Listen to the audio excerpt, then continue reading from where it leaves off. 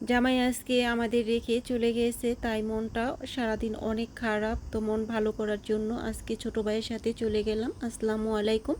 তো এই ভিডিওটা অনেক দিন আগেই করানো, মানে অনেক দিন বলতে বেশি দিন হয় নাই, 4-5 দিন আগে করা। তো দেশের পরিস্থিতি ভালো না দেখে এই জন্য ভিডিও আপলোড করা হয়নি। বড় ভিডিও অনেক দিন পর আজকে আপলোড দিলাম। তো আজকে জাপান আসছি আমরা প্রায় 10-12 দিনের মতন হয়ে গেছে, 12 দিন চলতেছে। তো আপনার ভাই আমাদের রেখে গেছে জাপানে, আর ওই চলে গেছে ফিলিপাইনে, আবার ব্যাক করছে। তো জাপানে আমরা এই প্রথম নতুন আসছি, আর আগে আসিনি। তো অনেক স্বপ্ন ছিল আগে জাপান আসবো, আমার ছেলের অনেক স্বপ্ন ছিল যে জাপান আসবে। তো আলহামদুলিল্লাহ আল্লাহ আমাদের সেই স্বপ্ন পূরণ করছে। চাওয়ার মতো চাইলে আল্লাহ অবশ্যই পূরণ করে সবার স্বপ্নই। সবাই যদি আল্লাহর কাছে চাওয়ার মতো চান, আল্লাহ সবার মনের আশা পূর্ণ করবে। আর সবাই আমার জন্য দোয়া করবেন। আমরা যে স্বপ্নটা নিয়ে জাপান আসছি, আমাদের স্বপ্ন যেন আল্লাহ পূরণ করে। কথা বলতে বলতে চলে এসে পড়ছি যে এখানে আতশবাজি ফুটাবে, ওইখানে চলে আসছি রাতের বেলা। এইখানে লাখো মানুষ, মানে এত মানুষ আমার ক্যামেরাতে আসতেছে না রাতের বেলা দেখে, লাইটিংয়ের আলোতে আরও মানে মানুষ দেখা যাচ্ছে না, এত মানুষ। আর এখানে এসে আমি আরেকটা জিনিস লক্ষ্য করছি, জাপানিরাও এতটাই ভদ্র। এখানে এত মানুষ থাকা সত্ত্বেও কারোর সাথে কারো মানে গায়ে ধাক্কাধাক্কি হয় না, কারো গায়ের সাথে টাচও লাগে না কারো, মানে এইভাবে মানুষ হাঁটে এতটুকু। মানে ওরা ভদ্র মানুষ জাপানিরা, এই জিনিসটা আমি দেখছি।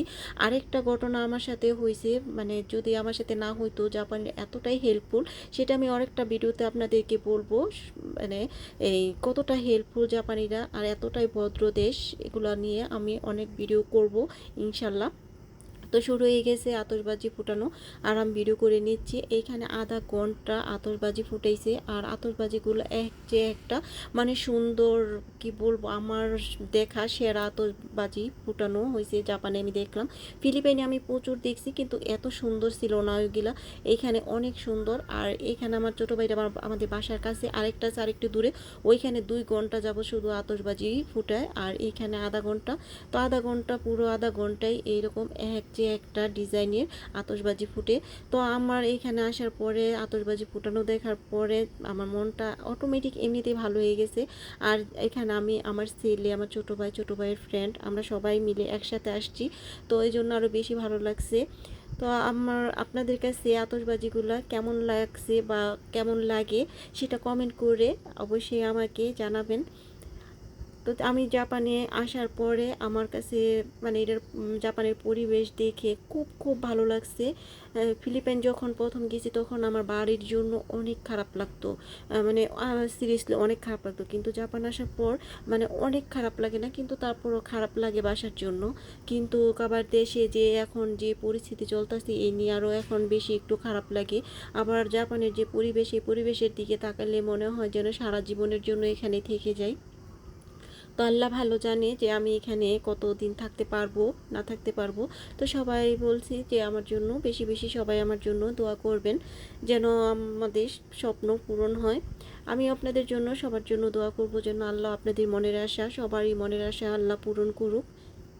তো কথা বলতে বলতে এই যে আমি ভয়েস দিছি, এখন আমি আতশবাজিগুলো দেখতেছি আর ভয়েসটাও দিতেছি। আমার কাছে এতটাই ভালো লাগে, আমি ভিডিও করে আনার পর থেকে আমি কতবার যে মোবাইলে এই শুধু আতশবাজি ফুটানোগুলো দেখছি, মানে আমি বুঝাতে পারবো না যে আমার বাচ্চাদের মতো কি যে ভালো লাগে এখানে আতশবাজি ফুটানো দেখে। এইখানে মানুষ মানে সে বিকেল 3টা থেকে সে জায়গা করে বসে থাকে শুধু এই আতশবাজি ফুটানো দেখার জন্য। এখানে জাপানি আছে, জাপানে তো অন্যান্য কান্ট্রির অনেক মানুষ আছে।